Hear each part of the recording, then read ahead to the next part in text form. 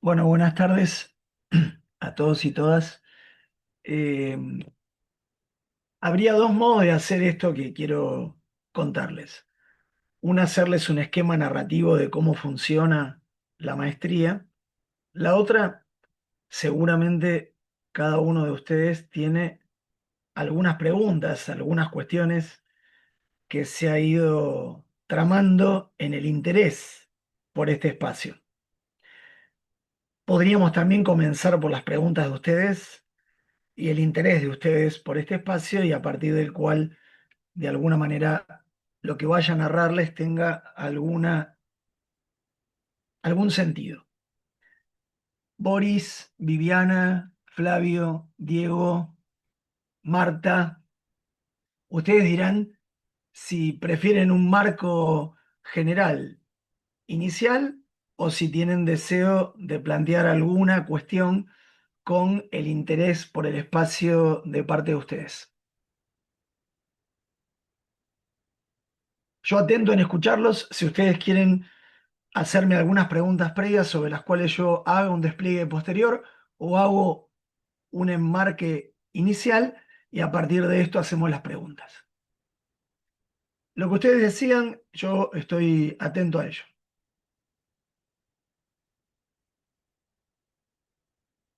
Particularmente, hola, ¿cómo te va?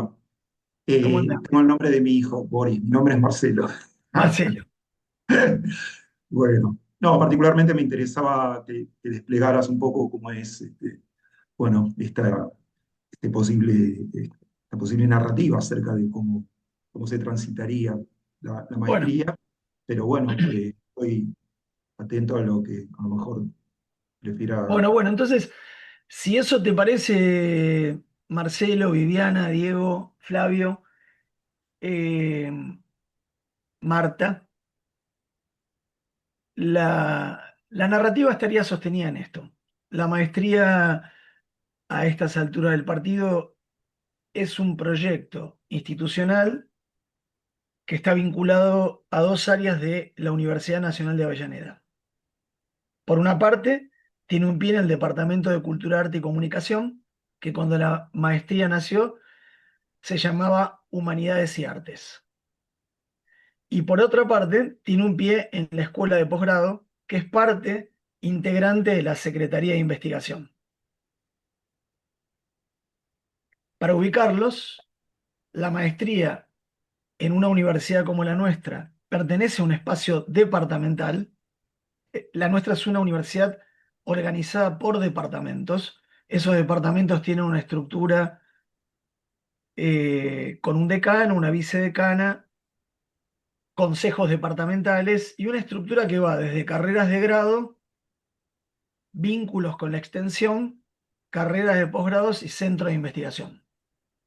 Cada departamento de nuestra universidad tiene esa estructura. Les cuento esto en primera instancia, porque esto es muy distinto a todo el resto de las universidades nacionales.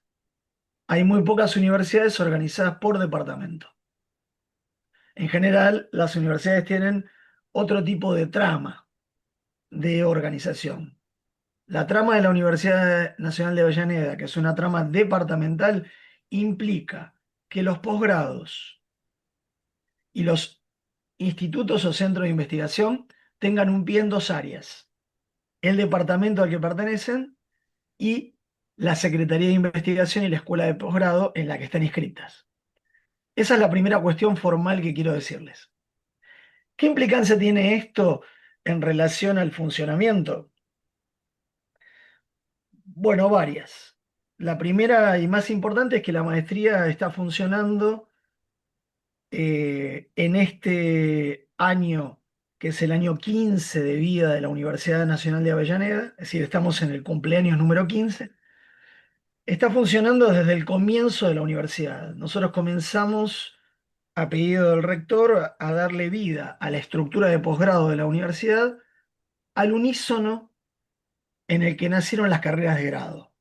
Esto fue parte de un proyecto político nacional que en su momento intentó que las universidades del conurbano bonaerense nacieran conjuntamente con un despliegue de sus carreras de grado, sus áreas de extensión y un desarrollo progresivo de las áreas de posgrado.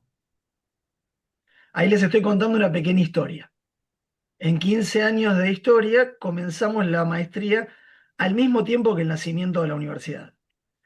Llevó un tiempo su formalización, pero nació el deseo y la pretensión de su existencia en ese momento. A estas alturas y luego de una cantidad formal de años, la maestría funcionó de tres maneras distintas. Con un programa aprobado por CONIAU, con una estructura eh, de 2 años de cursada formales, y con una tesis final de resolución de esa cursada que podría de alguna manera ser pensada en tres tipos de tesis. Una tesis de carácter teórico para aquellos que provienen de campos teóricos muy específicos, una tesis de obra para aquellos que provienen de ámbitos artísticos, de producción de oficios, que tuviera su pie en el ámbito del desarrollo teórico y expresivo, o una tesis mixta que pudiera operar de alguna manera con casos en el cual se reflejara de algún modo los intereses de la pertenencia de ustedes, los problemas que ustedes desearan abordar, el área de sus oficios o el área de sus lenguajes de las artes de pertenencia y fundamentalmente alguna constelación de casos que de alguna manera les interesara abordar problemáticamente para poder ubicar el campo de sus preocupaciones. Es decir, la maestría era un trayecto formativo con tres tipos de tesis disponibles: teórica, mixta o de alguna manera constelar a partir de problemas que les permitieran a ustedes ingresar en áreas de su interés. ¿Qué significaba ese trayecto formativo? Significaba en el inicio de la aprobación de CONIAU, y hay una variación al presente por el cual necesito hacer algunas explicaciones previas. Toda carrera de posgrado tiene una cantidad de horas aprobadas y un título que se registra en esa cantidad de horas. El título que ustedes recibirían en esta maestría es el de Magíster en Estéticas Contemporáneas Latinoamericanas. La cantidad de horas es la aprobada por CONIAU según el trayecto de lo que en el momento de su nacimiento se llamaron tres tipos de disciplinas. Una base de materias formativas, unos laboratorios de experimentación y unos seminarios convocados especialmente de acuerdo a cada corte para problematizar los intereses de las áreas de preocupación de ustedes. Esos son los tres trayectos que tenía inicialmente en el nacimiento de la aprobación de CONIAU la maestría. ¿Sí? Repito los tres para que no haya duda. Un trayecto formativo para que las distintas pertenencias de ustedes encontraran un plan de homologación en el punto de partida. Unos laboratorios, ahora paso a contar todo eso, unos laboratorios que de alguna manera tenían que ver con exploraciones en profundidad de cuatro áreas ligadas a los lenguajes de las artes que nosotros trabajamos fundamentalmente en esta maestría. Y una serie de seminarios móviles, cambiantes, alternos, que de alguna manera eran complementarios, tácticos y estratégicos según cada corte, los intereses de esas cortes y los convidados que íbamos teniendo en cada momento. ¿En qué consisten cada una de esas tres áreas que constituyen el entramado inicial? Y sigo con la idea de inicial porque lo que se aprobó por CONIAU en mi tarea de gestión y dirección de este espacio tuvo que ver justamente con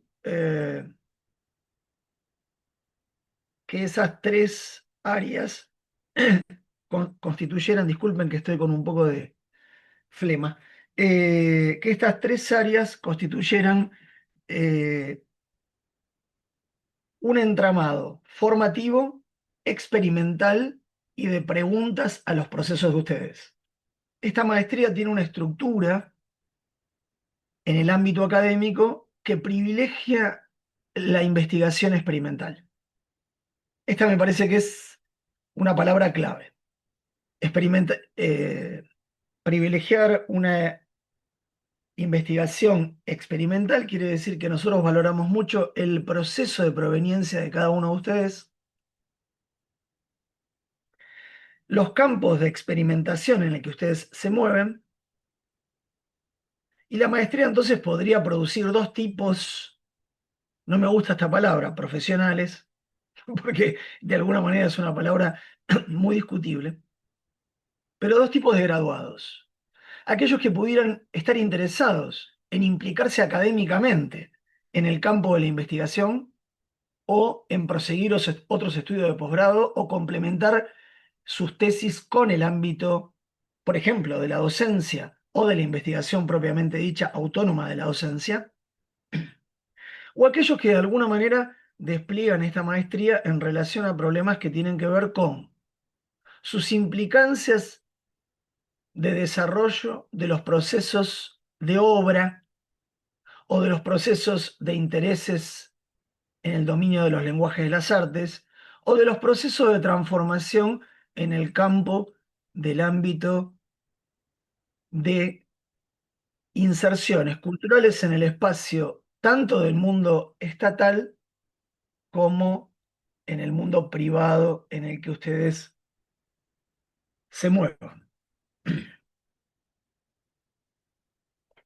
¿Va bien hasta aquí? Por ahí peco de abstracción en la descripción, pero lo que trato es demostrarles que hay un sistema articulado, cuya primera pretensión, Viviana, Diego, Marta, Flavio, Luis y Boris, que no es Boris, no, es justamente establecer estas tres dimensiones y estas dos posibles implicancias.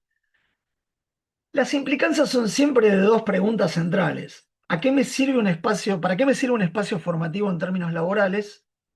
¿O para qué me sirve un espacio formativo en términos simbólicos? Las dos son inconmensurables entre sí. Formarse es luchar contra el embrutecimiento de un tiempo histórico. Con lo cual, uno lo primero que podría decir es que la primera condición para la que sirve este espacio es estética y políticamente para luchar contra un tiempo degradado. En el lenguaje, en las prácticas, en el modo de pensamiento, en las lógicas de percepción y afección de las relaciones sociocomunitarias en las que vivimos. Pero esa sería una respuesta simbólica, ¿sí? Alguien podría decir, bueno, efectivamente, laboralmente, ¿cuál sería la salida explícita de esta maestría? Bueno, tiene cuatro caras la salida. Primero, fortalecer el ámbito de la docencia de ustedes, en el ámbito de las humanidades, de las artes o de los lenguajes sociales a los que pertenezcan. Segundo, profundizar problemas que tienen que ver con los lenguajes de las artes o los oficios que ustedes despliegan, o de los campos teóricos en los que ustedes producen. Tercero, dar por hecho, dar por hecho que en la medida en que estamos hablando de esto, la idea de que algo sólido llamado instituciones está en pie es lo que permanentemente se está disolviendo. Cada vez que uno dice, esto sirve para tal cosa, pedagógicamente, lo primero que está diciendo es, no estoy seguro si la institución que lo avala va a existir. Y esto no es una condición del presente, es una condición histórica. Por lo tanto, la tercera condición fundamental de esta maestría es poder inventar el porvenir. ¿Está bien? Es pensar las condiciones problemáticas que nos permitan inventar un porvenir. No solamente asegurar una salida laboral a un presente en el que la laborabilidad está en transformación o está siendo desmontada, devastada o cambiada. Con lo cual la pregunta sobre la salida laboral inmediata de esta maestría, como les digo, tiene 4 puntos. La primera es el ámbito docente, que está implicado con el ámbito investigativo. La segunda es el propio dominio de los lenguajes de las artes o oficios a los que ustedes pertenecen, las prácticas que ustedes despliegan. La tercera es un carácter inventivo, sabiendo que la institución que hoy nos alberga puede no estar el año que viene. Lo cual plantea algo dramático, pero necesario a entender en un tiempo en que todas las instituciones, partiendo por el Estado Nacional, se están moviendo con un vértigo y una velocidad difícil de percibir cuál es su trazabilidad. ¿Me entienden eso que digo, no? Si hay algo que es difícil de saber, ¿cuál es la trazabilidad de las instituciones de los estados?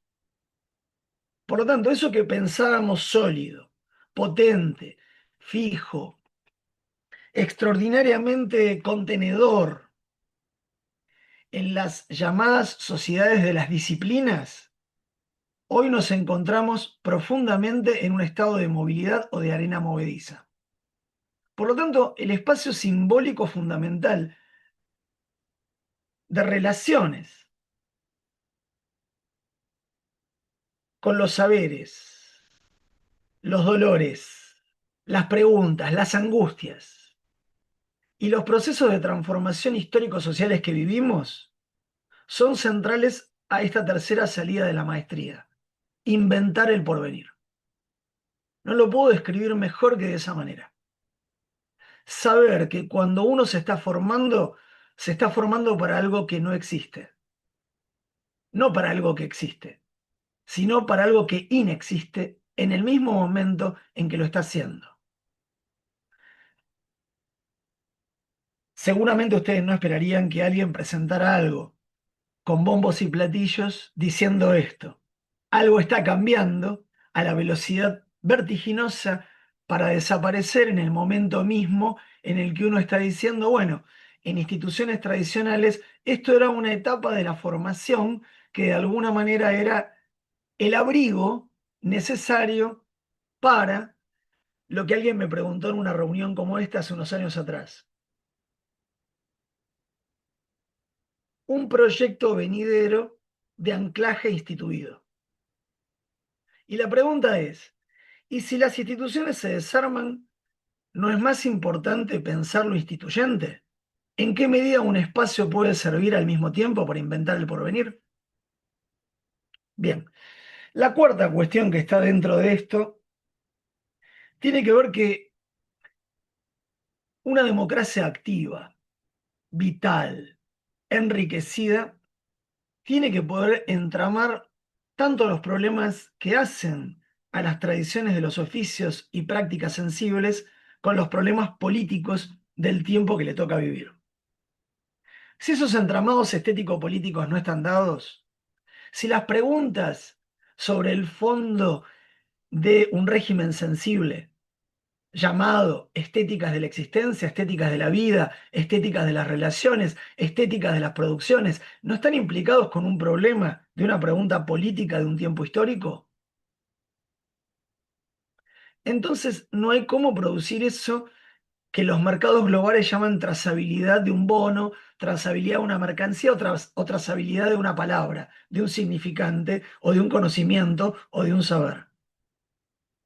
Por lo tanto, es importante entender que para que haya alguna trazabilidad es necesario entender que hay una clave estético-política implicada y relacionada, que es el corazón de esta maestría. Toda pregunta sobre un régimen sensible, sobre un reparto sensible, sobre el lugar de lo sin parte en la escena de lo sensible, o sobre la posibilidad sensible de poder expresarse, depende permanentemente de un entramado sociopolítico que nos implica.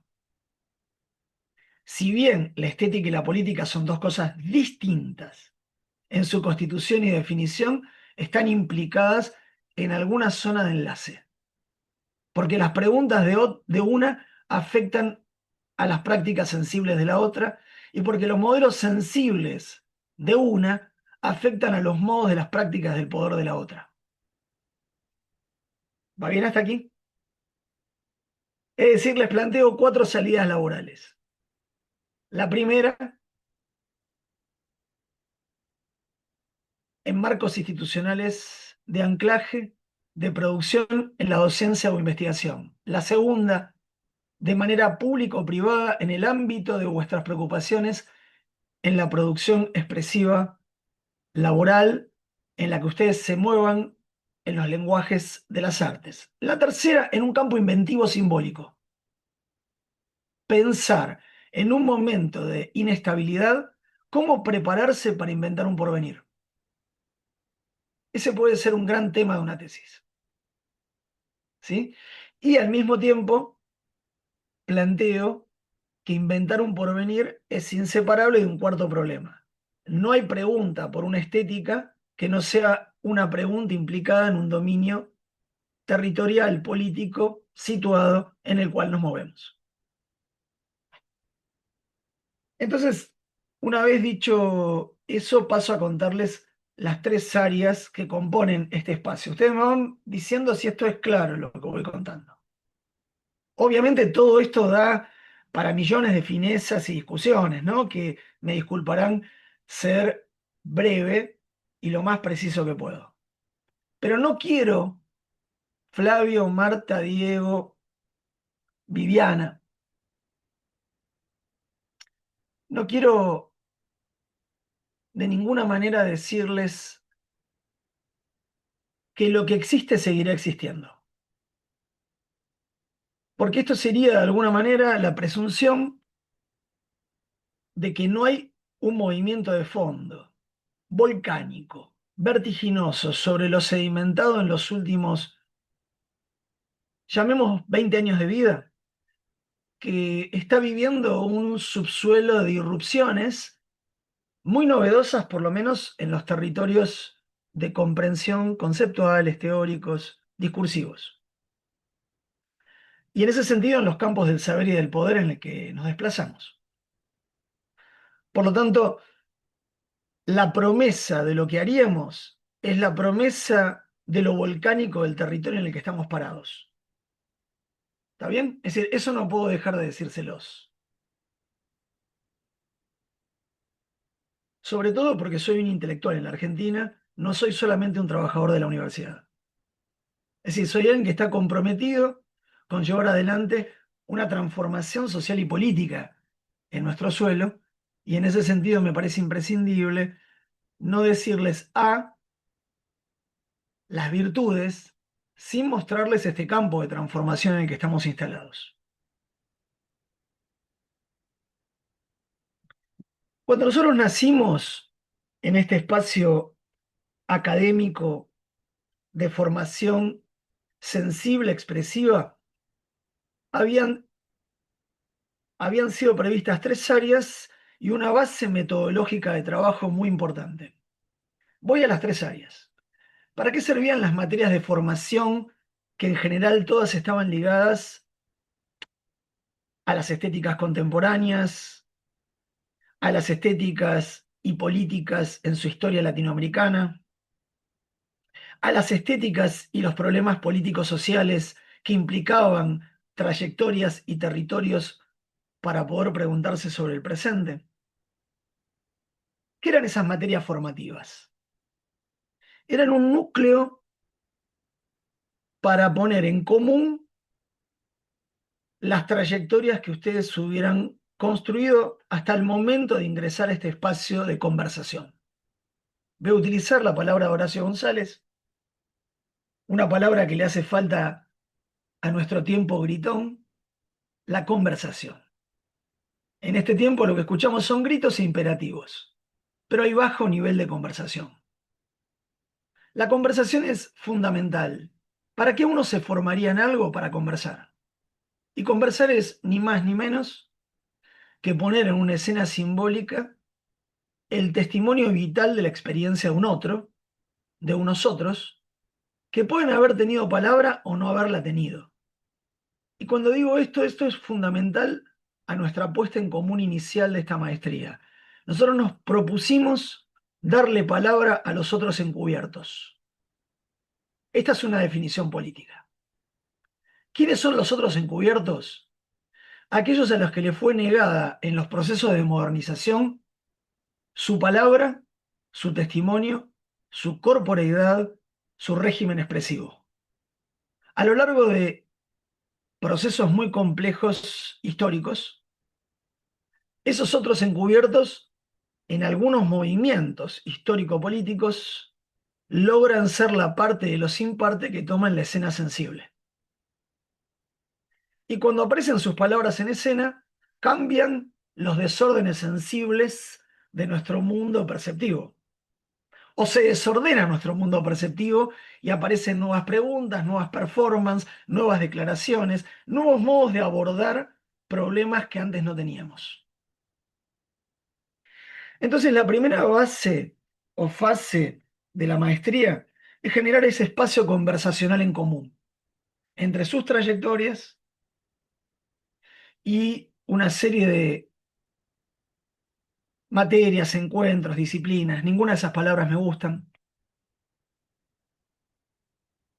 Yo no pasaría de la palabra seminario, en términos de que es la palabra más bella de la tradición, quiere decir sembrar.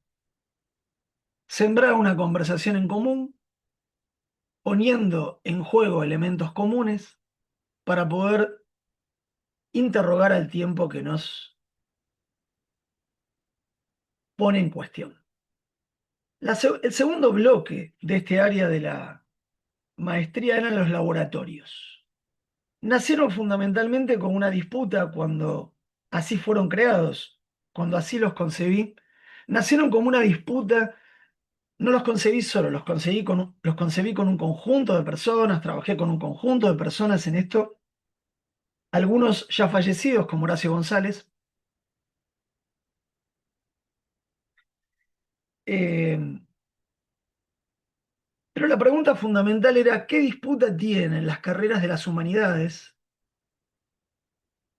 en sus regímenes sensibles frente a la investigación de las llamadas ciencias duras?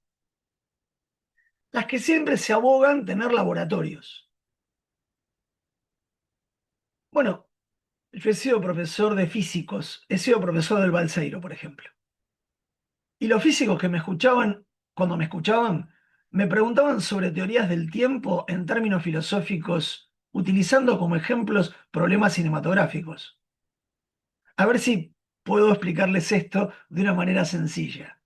Los físicos del Balseiro que trabajaban con teoría atómica les interesaba el cine y las teorías de la temporalidad para entender qué era la duración, la experiencia de la duración o las transformaciones de la duración física de la materia. Y para eso querían relatos y fábulas de orden cinematográfico para poder pensar el tiempo. Sin embargo, las ciencias duras no piensan un laboratorio como ese que les estoy contando que yo hacía en el Balseiro. Trabajaba con teorías filosóficas, con selecciones cinematográficas y con problemas de la física para pensar un laboratorio de preguntas. Entonces, los laboratorios en las ciencias duras parece ser un dispositivo instrumental en el que uno va a calcular, cuantificar, taxonomizar o cartografiar una serie de trazabilidades sobre las cuales va a obtener datos. Bien, esto es falso. Eso no es un laboratorio. Esa es la cara de un laboratorio. Todo laboratorio de la ciencia más dura tiene una cara inventiva, que no es ni taxonómica, ni clasificatoria, ni cartográfica, ni sedimentaria. Es decir, que no tiene que ver con datos, que no tiene que ver solo con observaciones, que no tiene que ver solo con, sino tiene que ver con una serie de preguntas. ¿Por qué observo lo que observo? ¿Con qué observo lo que observo?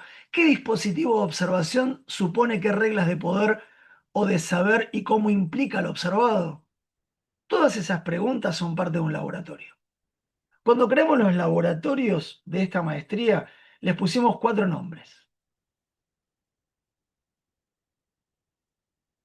Laboratorios en memorias. laboratorios en corporeidades, laboratorios en visualidades, laboratorios en sonoridades. Supusimos que esos 4 nombres eran los 4 nombres que permanentemente la ciencia formula como la otra cara del laboratorio, sus preguntas para poder observar. Se preguntan por un régimen perceptual, se preguntan por un régimen de los dominios sonoros, se preguntan por qué tipo de cuerpo se encuentra frente a una gramática instrumental, herramienta, dispositivo, modo de observación, modo de escucha, y se preguntan fundamentalmente por las memorias de sus saberes. ¿Está bien? Se los cuento en términos de ciencias duras, porque todavía las instituciones evaluativas del Estado Nacional siguen siendo muy, muy precarias, del Pleistoceno. Creen que las ciencias duras y las humanidades deben ser evaluadas de manera distinta, cuando de alguna manera el modo de las ciencias duras son las mismas preguntas de las humanidades. De más está decir que quienes me invitan a conversar en general son biólogos, son astrofísicos, son físicos. A ellos les interesa la estética y la política contemporánea. Es interesante esto que les cuento, ¿ven? Porque ahora lo cuento en clave de un museo. Todos ustedes conocen el Museo de las Momias de Salta, ¿verdad? ¿Alguna vez escucharon sobre él? Bien, es un museo evidentemente que generó 3 tipos de problemas. El problema de unas momias de unos niños descubiertos en la montaña argentina, que el National Geographic se estaba robando y que no cruzaron la frontera. En segundo lugar, el gobierno provincial determina estas momias como patrimonio. Ahí tenemos un problema severo y grave político, a qué llamamos patrimonio jurídico de una nación.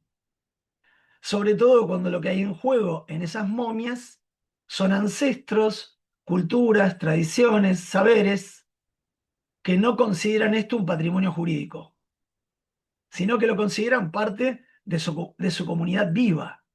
Es como si yo dijera, Viviana, descubrieron a tus abuelas. Y ahora a un gobierno se le ocurre llamarlo patrimonio, a este gobierno provincial, y exponer a tus abuelas. La primera pregunta de Viviana es, bueno, ¿por qué las vas a exponer y para qué? ¿No? Yo quisiera que volvieran a la montaña de donde la sacaron o formaran parte de los rituales sensibles a las que pertenecen. Pero ¿por qué me detengo en este lugar? Porque el gobierno de Salta, en el momento en el que crea el Museo de las Momias, crea un espacio con fondos nacionales y provinciales que tiene 2 caras. Una cara exhibitiva, dispuesta a que la comunidad pudiera ver esto que fue robado por el National Geographic de su territorio, que en realidad era una relación cultural con la tierra, y un reverso, una cara muy importante del otro lado, y es que a ese laboratorio de ese museo se convocó a 80 científicos del mundo para estudiar los tejidos, tanto de las momias como de sus vestuarios y de sus utensilios, para entender qué tipos de alimentos y de enfermedades había hace 450 o 500 años de historia en el pasado de su ADN. Entonces cuento las 2 caras. La cara A de la ciencia es una cara a la que no accedemos habitualmente. Son estos científicos trabajando. Esa nunca se interrumpió. La cara B es la cara exhibitiva. El museo fue abierto a una comunidad de salteños o de turistas y tuvo una oposición de la universidad, de las ONG y de todos los grupos indígenas que dijeron devuelvan a nuestros parientes al lugar de pertenencia. Por lo tanto, el museo interrumpidamente se cerró sin que la ciencia dejara de funcionar en su laboratorio. Bajo una pregunta de la comunidad, ¿se puede exhibir cualquier cuestión que una nación llame patrimonio jurídico? Por ejemplo, el cuerpo de tus abuelos, Viviana. ¿Sí? Esto es lo que quiero decir para que se entienda con claridad. Bueno, las comunidades indígenas, los implicados en la antropología, lucharon fundamentalmente para que no se exhibieran estas momias y volvieran a la tierra de sus rituales, porque los consideraban cuerpos vivos inseparables de sus rituales. ¿Ven un laboratorio? Un laboratorio no es solamente un lugar exhibitivo de unos dispositivos, un laboratorio es un lugar de preguntas, de fondo, en el que puede actuar una ciencia que se pregunta anacrónicamente sobre pasados, un espectáculo presente que hace de cualquier descubrimiento dentro del patrimonio jurídico de la ley de una nación, una exhibición de algo que puede ser cuestionado, discutido. O un laboratorio es el lugar donde todo eso pasa por unas preguntas centrales y sensibles. Hola, Nazareno. Gracias por estar. Bueno, entonces cuando nació esta segunda parte de la maestría como laboratorios, nació bajo esta cuestión. Un laboratorio tiene una cara experimental y no solamente una gramática del poder. No es solamente la articulación de una gramática de observaciones, una gramática de disposiciones, una gramática de protocolos, una gramática de calculabilidades, de taxonomías, de planillas o de horribles Excel que sirven para muy poco. La pregunta fundamental de un laboratorio es: ¿cuál es el régimen sensible y político que hace que observe como observo? Que escuche como escucho y que entienda la ciencia como la entiendo.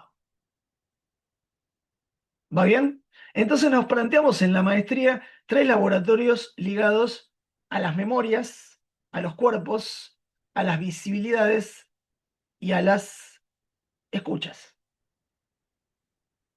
Y voy al último territorio de esas 3 áreas que les conté, los seminarios. Y a los lenguajes de las ciencias también, Bueno, y dentro de laboratorio. esas, como cuenta Gisela, no formaron parte inicialmente de esos 4 dominios, pero nació algo fundamental. Cuando nos preguntamos sobre esas 2 caras que me estaba olvidando, gracias Gise, sobre estas 2 caras de la ciencia, nos preguntamos si era posible una ciencia poética.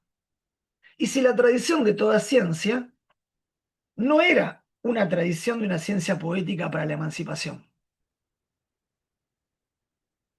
Nos preguntamos si la antigua ciencia antes del nacimiento y de la existencia de CONICET en la historia argentina, que supo inventar nuestra tradición, incluso antes del peronismo, del primer peronismo, no era una ciencia que cruzaba a físicos, teólogos, historiadores, con un objetivo mayor, que era preguntarse si había alguna matriz poética situada que nos permitiera interrogar razones de carácter, entre comillas, universales. Entonces, se sumó a esos 4 laboratorios un laboratorio que consideramos clave, al que llamamos Laboratorio del Lenguaje de las Poéticas de la Ciencia. Y que de alguna manera no tiene solo el objetivo de cientificar algo, sino de problematizar su cara científica. Es decir, lo que se llama ciencia hoy. Y mostrar que toda ciencia hoy es un mito poético creado en una larga tradición de los discursos y lenguajes. Por lo tanto, no hay ninguna historia que no hunda sus raíces en el mito y no hay ninguna ciencia que antes no haya sido poesía. Con lo cual, nos preocupó mucho poder mostrar esto.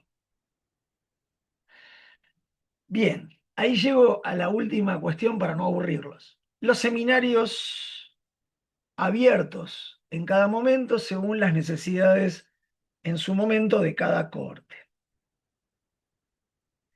En esos seminarios nos propusimos, cuando nació la maestría, 3 cosas. Primero, divergencias políticas, que fue central para toda la maestría.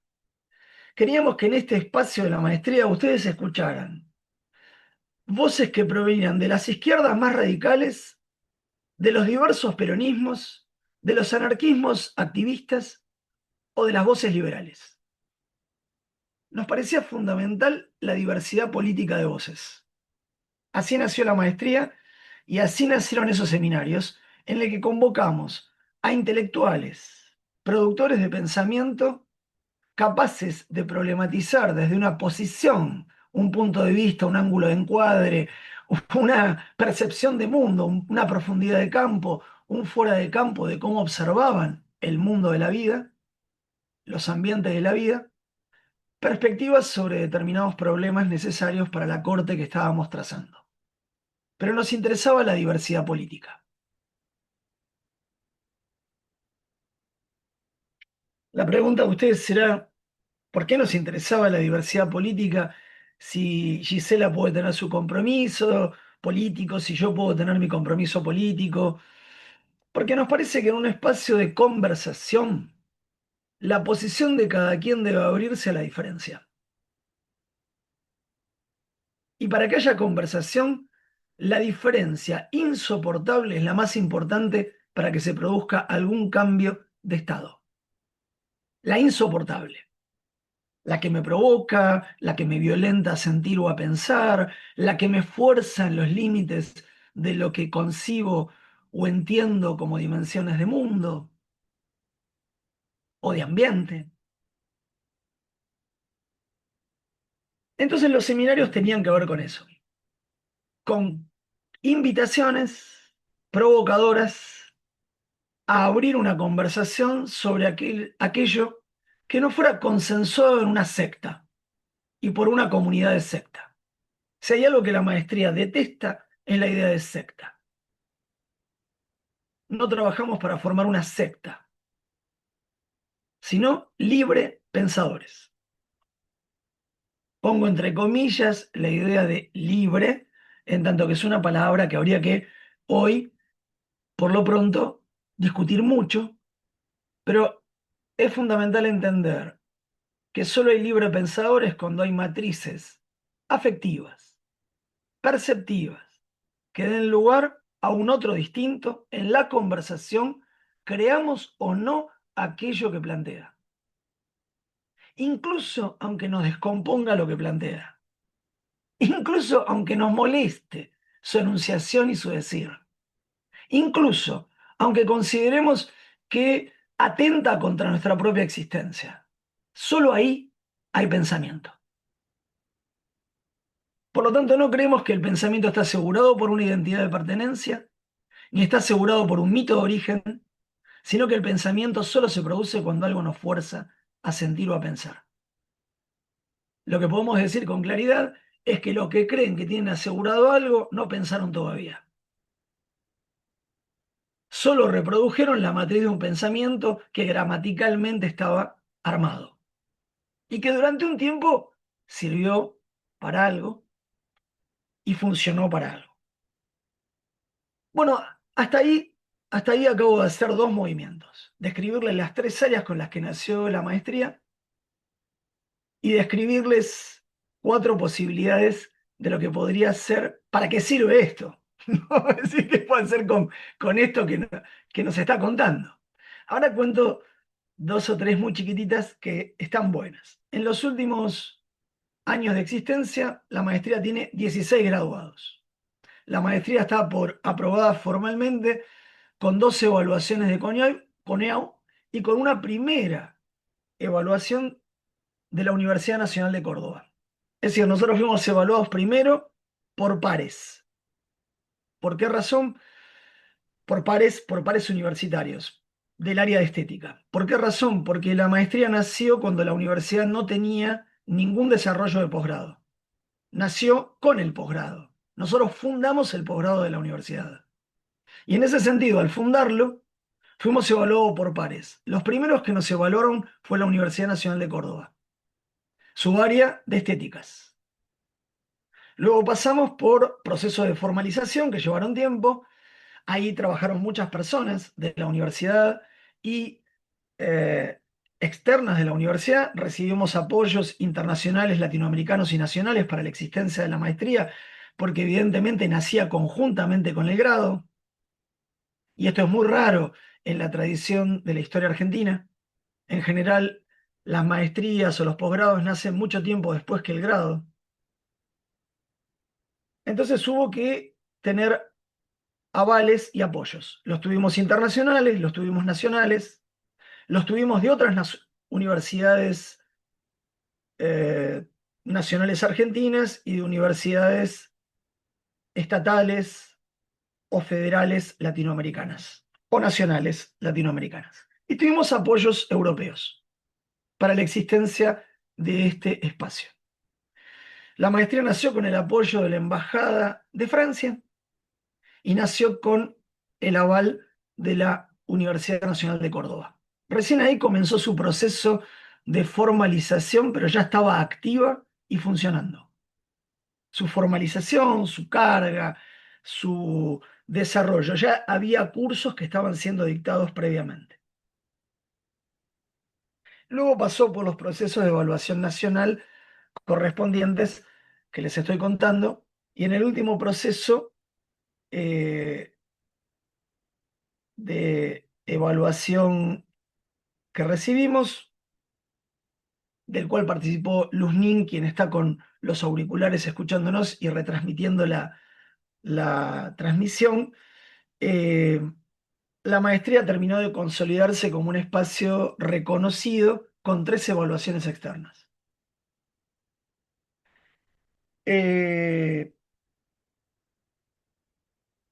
Hasta aquí hay 16 graduados, 16 magísters. Es decir que puedo decir que en 15 años de vida de la universidad, desde que lo gestamos hasta aquí, hay por lo menos uno por año, que es una barbaridad. Es decir, un montón, ¿no? Sobre todo porque ustedes saben, el proceso para que alguien comience, desarrolle y termine algo es muy largo, aunque la maestría esté encuadrada en 2 años de duración. Es largo el proceso. Ahora, luego me voy a detener en eso. Pero bueno, hemos logrado tener 16 graduados y durante el año próximo aproximadamente hay 10 tesis en vías de defensa. Esto significaría que de alguna manera en el año 2026 esta maestría, cuando cumplimentemos las 10 que quedan, va a tener 26 graduados. Y ahí yo diría que la maestría logró un nivel de trazabilidad única en la Argentina, que es tener una cantidad de graduados por año de existencia mayor al que se puede calcular, por año de existencia, mayor al que se puede calcular en la productividad habitual de un espacio de maestría, doctorado o posgrado nacional. Con esto quiero marcarles algo, que el equipo que me antecedió, trabajando conmigo, que fue la doctora Alejandra González, y quien me acompaña hoy, Gisela Jere, han sido enormemente eficientes para producir esto. Un periodo de desarrollo, un periodo de consolidación en el que estamos y un periodo de recoger el proceso de lo realizado. Y cuando hablo de eficiencia aquí, hablo de consistencia de trabajo. Una consistencia perceptiva, una consistencia afectiva y una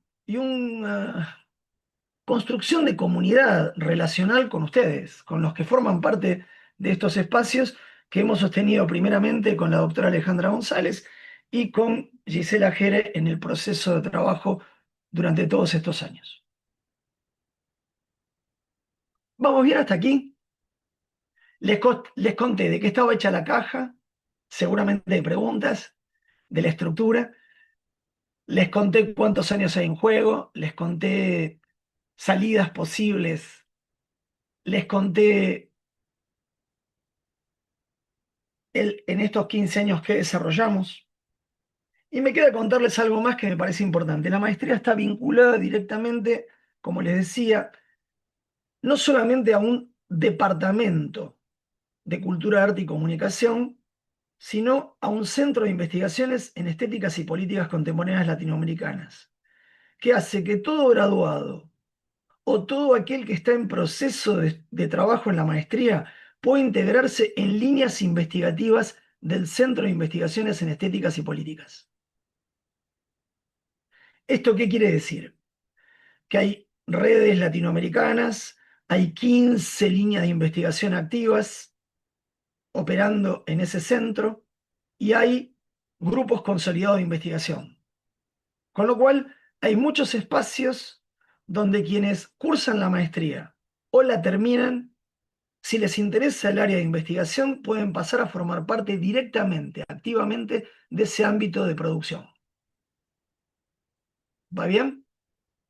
Quiere decir que esta maestría está vinculado a su vez con un centro de investigaciones y está vinculada directamente con lo que podríamos llamar el doctorado en artes o el doctorado del conurbano, del cual nuestra universidad provee un área particular que es el área de artes, a ese doctorado colectivo. Quiere decir que tienen un vínculo para un doctorado, un vínculo para un centro de investigación y un vínculo para el desarrollo de una experimentación en relación a que la mayoría de los que han atravesado esta maestría son artistas muy consagrados y muy consolidados en la escena nacional o latinoamericana. Con lo cual hay vínculos directos con esos artistas que participan directamente o bien del dictado colaborando en algunas de las disciplinas, o bien de áreas de conversación, de charlas, de exposición de obras, una serie de cuestiones que van al punto de esta situación. Hasta acá les conté el funcionamiento. Me tomé una hora. Ustedes me dirán si hasta aquí va bien, si quieren hacerle alguna pregunta, porque lo que les contaría es qué sucedió en los últimos 2 años y medio aproximadamente, en el que hubo un viraje interno de ciertos funcionamientos ligados a cierta decadencia institucional argentina de todos los posgrados nacionales. Y necesito contarles algo de eso porque, evidentemente, como un asesor del Ministerio de Cultura de la Nación durante el gobierno pasado, entiendo esos datos a nivel nacional y cómo acontecieron, de qué manera acontecieron y por qué acontecieron. Sobre todo en el proceso post-pandemia y inmediatamente durante el proceso posterior a esa situación. Pero me detengo ahí y les pregunto, ¿hay algo que desearían preguntarme sobre lo que les fui contando hasta aquí? ¿Hay algo en el que fui poco claro y que merecería ser abierto?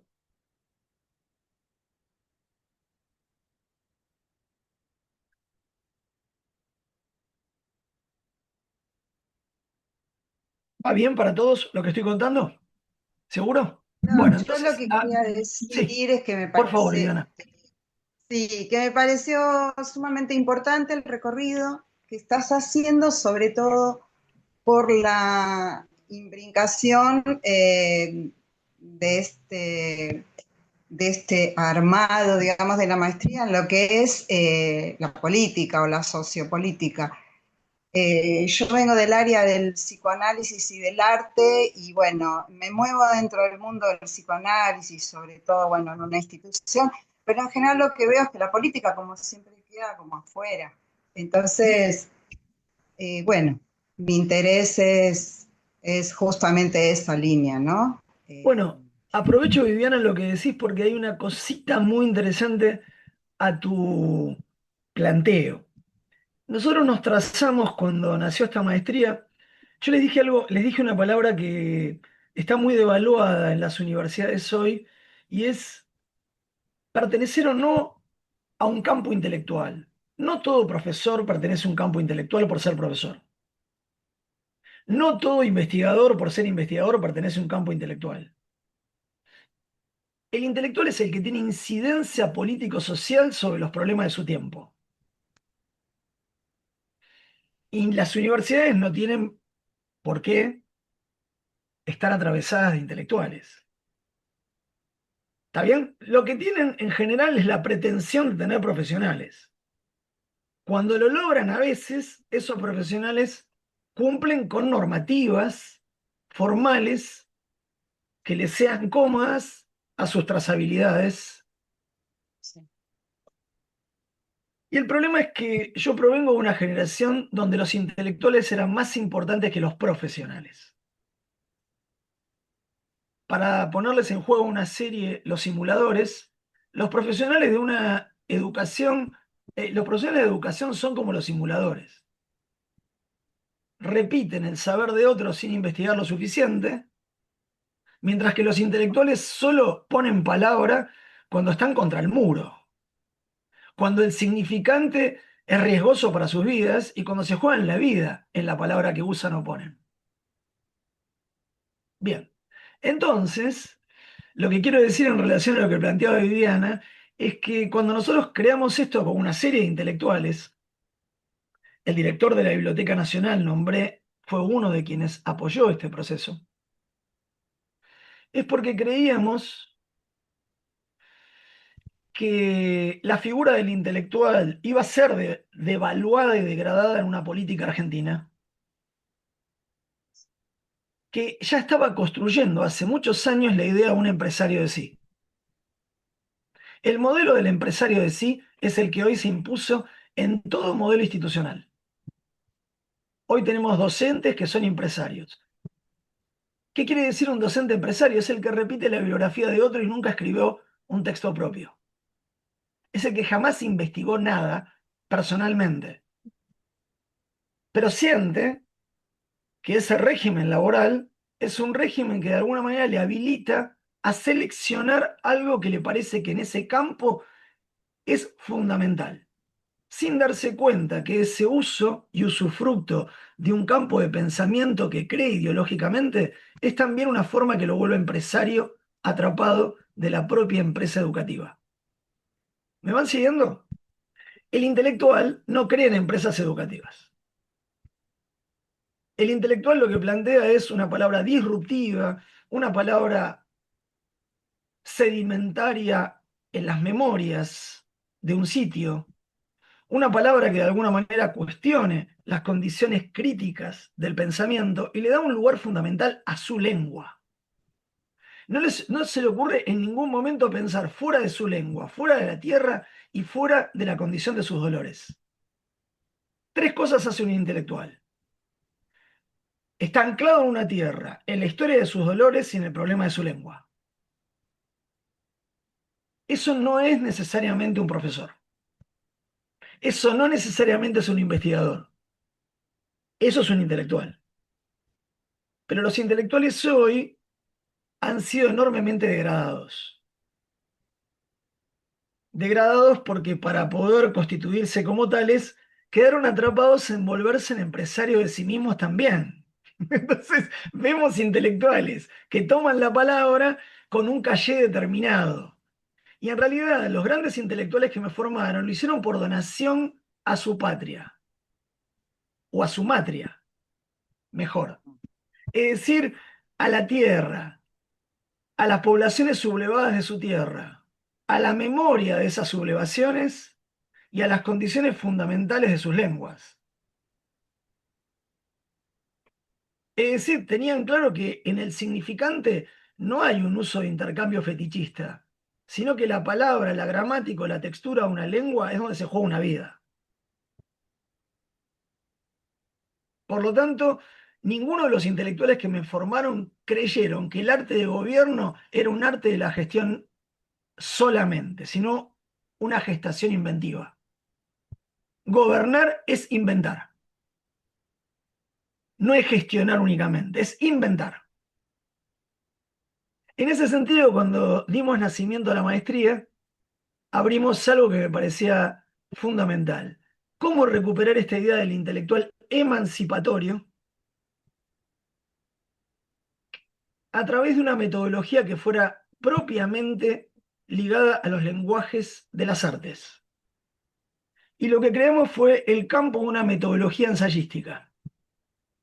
Esto es, una metodología que implicara la herida de cada quien con la memoria de la tierra de pertenencia, con la lengua en la que habla.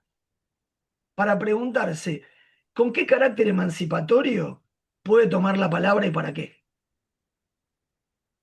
Es decir, cuando creamos esta maestría, lo dije a viva voz, nuestro peor enemigo es el sentido común. Porque el sentido común no tiene nada que ver con el sentir de lo común. Tiene que ver con achatar los significantes y los lenguajes de una época. Tiene que ver con volverlos una palabra de hábito vacía. Buscamos esa carga de profundidad en una metodología ensayística, en una metodología crítica, en una metodología implicada en la herida del cuerpo de cada uno de ustedes, implicada en la relación con la tierra de cada uno de ustedes e implicada en la relación de la lengua de cada uno de ustedes. Sin esas tres dimensiones, no hay cómo ni enseñar ni investigar algo. Adri, Sí. perdón, no, me avisa Luz que estamos ya en una hora, pero creo que podemos seguir igual, Luz, no sé. No sé no sabía cuánto tiempo. Yo estaba ahora tratando de ir a los problemas que podrían interesarle a las personas, pero decime vos, Luz, yo me acomodo. Eh, no, como ustedes consideren, yo estaba hablando justo con Gisela por WhatsApp. Ah, perfecto. Eh, Bueno, un poquito más, un ratito más, un ratito más. Sí, gracias, Eh, Luz. gracias. Entonces, claramente lo que les planteaba es esta cuestión, ¿no? La maestría tiene un carácter crítico y un carácter situado. Y su metodología de trabajo es un corpus ensayístico. No creemos ni en metodologías cuantitativas ni en metodologías cualitativas. No creemos en sus epistemologías. Creemos que todas han terminado fallando. Fíjense, les doy un dato. ¿Conocen algún consultor político que en su metodología cualitativa aproxime algo? ¿Conocen alguna datificación sobre hambre que esté ayudando a la Argentina a salir de su lugar? Bueno, esto debería plantearle a las ciencias sociales algún problema sobre la cuantificación. O bien hay un problema allí. Y sobre las metodologías cualitativas, historias de vida, sensibles, situadas. ¿Alguno de ustedes reconoce que esas historias de vida testimoniales y situadas de carácter cualitativo puedan hablar de la integralidad de una población hoy, más que del caso abordado? Bueno, ahí es lo que estamos empezando a percibir, ¿no? Que las cuantificaciones no alcanzan y las cualificaciones quedaron cortas. Que lo que estamos necesitando son metodologías que de alguna manera sean de carácter experimental, ensayístico, ligadas a regímenes sensibles, mucho más interesantes que dar números y cantidades, formar cuadros o taxonomías que no expliquen ni digan nada. Lo que necesitamos...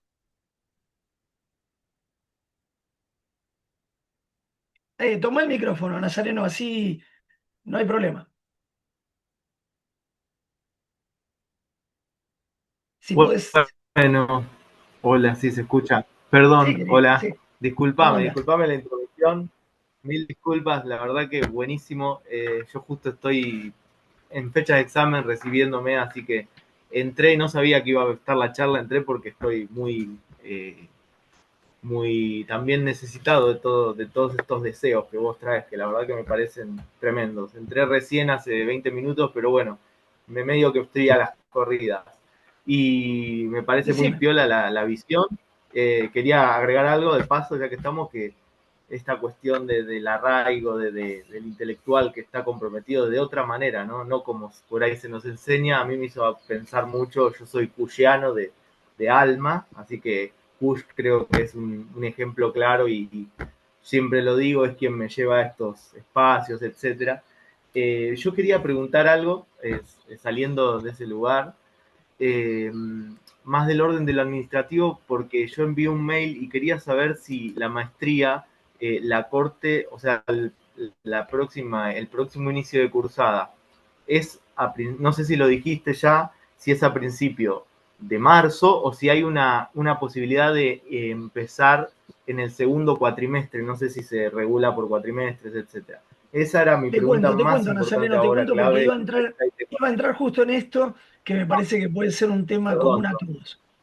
Gracias por la pregunta. Miren, lo que les quería contar es que eh, a partir de los últimos 3 años tomamos una decisión estructural en el funcionamiento de la escuela de posgrado que no es trabajar por cohortes. ¿Por qué razón? Porque evidentemente para que exista una corte tiene que haber una cantidad de estudiantes mínimos establecidos para poder funcionar. Entonces tomamos la decisión post pandemia de trabajar con una apertura por seminarios. ¿Está bien? Haciendo la trazabilidad de la totalidad de los seminarios que cada uno de ustedes necesita en el campo de los 2 años. Pero de alguna manera la de trabajar por seminarios es trabajar en virtud de una demanda de aquellos que están terminando y un ingreso de los que están comenzando. Entonces armamos un sistema en el que funcionamos en 3 trimestres, y esos 3 trimestres abren entre 2 y 3 seminarios. La segunda cuestión importante que planteaba Nazareno es que después de la pandemia sucedió algo muy complicado. Nosotros trabajábamos presencialmente, corporalmente, y lo hicimos en 2 espacios públicos muy importantes. Y eso se disolvió y nos convertimos en una carrera virtual como tantas otras, con algunos momentos de acción o de reunión, que a todos ustedes les da muchas posibilidades de conectividad y de resolver otras cosas, pero que tal vez quita algo a todo esto que es la corporeidad sin la cual no es posible pensar. Entonces, el dilema tiene 3 caras. La primera, la pospandemia comenzó a achicar el ambiente de encuentro y comenzó la reducción progresiva de los posgrados, es decir, la inscripción de cantidad de estudiantes. Esto a nivel nacional. Entonces, en vez de abrirse una corte, decidimos abrir sistemas de seminarios que cumplimentan a la larga el mismo recorrido que una corte, pero de alguna manera tácticamente y estratégicamente de acuerdo a las necesidades entre los que van terminando y los que se van incorporando. Segunda estrategia que tomamos. Inicialmente había en estos 3 grupos de disciplinas o materias, la formadora, los laboratorios y los seminarios, había distinta cantidad de horas y de longitudes para cada una. Había algunas más largas, de 14 encuentros, había algunas más cortas, de 6, 7 encuentros, y había promedios de 8 o 9 encuentros. Decidimos que todos los seminarios se llamaran seminarios y todos tuvieran 6 encuentros. Y que el resto de tiempo disponible lo pudiéramos utilizar de entrada para el despliegue y desarrollo de sus preocupaciones de tesis en espacios de conversación pactada. Entonces, ¿cuál es el cambio estructural que hicimos post pandemia? Es reunirnos físicamente menos veces, pero lo hacemos 3 o 4 veces al año. Trabajar virtualmente en una cantidad donde todo lo que vamos a dictar en 3 trimestres tiene el máximo de 6 encuentros de duración, y que el resto del tiempo horario está destinado ya al desarrollo de sus proyectos. ¿Para qué? Para que ustedes, hay una serie de reglamentaciones de funcionamiento que me exceden a mí y que tienen que ver con la institución y que me parece importante que se las cuente. Una vez terminado la cursada de cada seminario, hay un tiempo para entregar unos trabajos que en realidad para nosotros esos trabajos son parte de un entramado integral de las preocupaciones de ustedes de entrada para realizar una tesis. Es decir, no nos interesa que escriban de nada o piensen sobre nada que no les interesa a ustedes. Por lo tanto, el gran tema germinal de esta maestría es cómo hacer que ustedes tengan un problema con el cual van a trabajar desde el principio y que va a afectar cada escritura que realicen y que eso se vaya acumulando en el proceso temporal, para que logremos esa consistencia y efectividad que en 2 años ustedes tengan en sus trabajos y en sus ajustes de un tercer año la consolidación de la tesis. ¿Va bien? Entonces,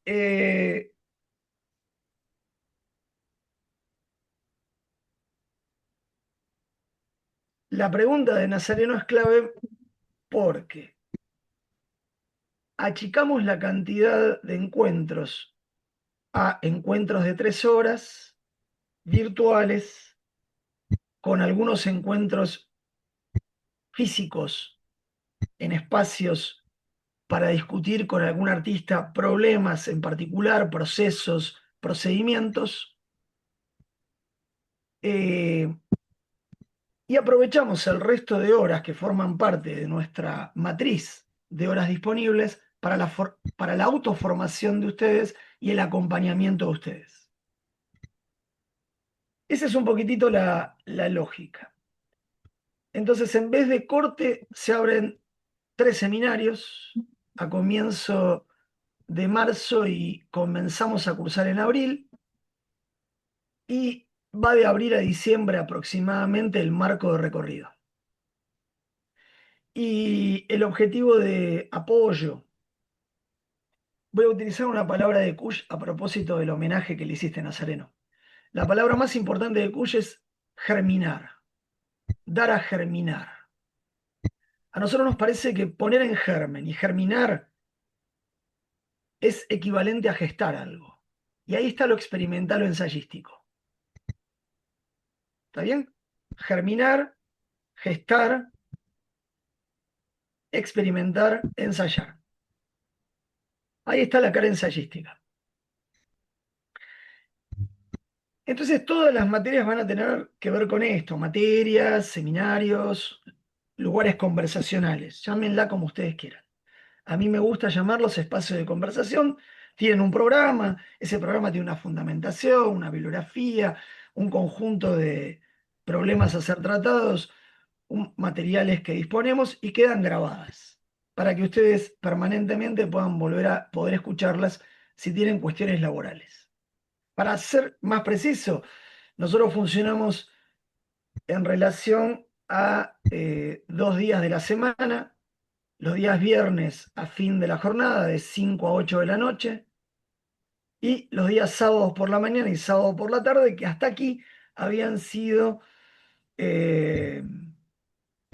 días y horarios que les habían sido útiles a las personas en clave laboral. En general los seminarios los dictamos concentrados en esos 2 días. En general, si podemos, solo trabajamos los viernes de 5 a 8 y los sábados de 14 a 17.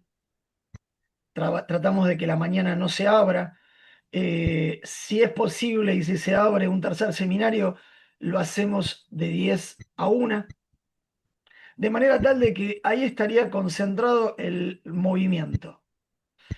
Lógicamente la maestría tiene una clave de presencialidad o de participación por la conversacionalidad y por el diálogo, ¿no? Pero lo que sí es importante es que todo cuanto hacemos queda grabado. Y todo cuanto hacemos está en el sitio de la maestría y son links a los que ustedes pueden volver a acceder cada vez. En el cual, en esos links, no solamente está lo desplegado, lo conversado, lo discutido, sino también todo lo que se va agregando en el chat del link, que es bibliografías, materiales, visualidades, textos, films, que en general aparecen en la propia red conversacional entre quienes están participando, que van agregando y subiendo al chat materiales para sus compañeros.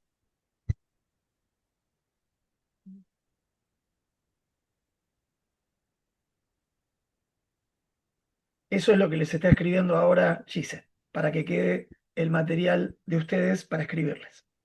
Y agrego a eso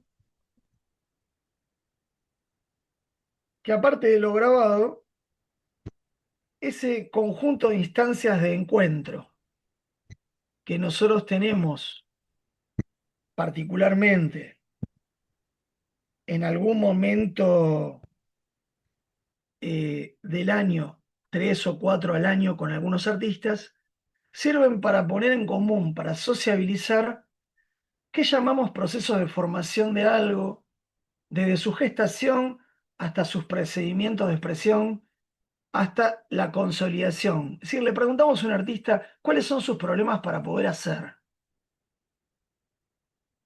cómo se lo plantean, de dónde parten, cómo germinan, cómo gestan, cómo articulan, cómo lo construyen esto en protocolos y procedimientos de acuerdo a sus lenguajes, cómo vuelven ese material expresivo en términos de una producción más general, cómo insertan dentro del lenguaje de su práctica o de su oficio esto que están produciendo. Bueno, hasta ahí un poquitito lo que Nazareno preguntaba.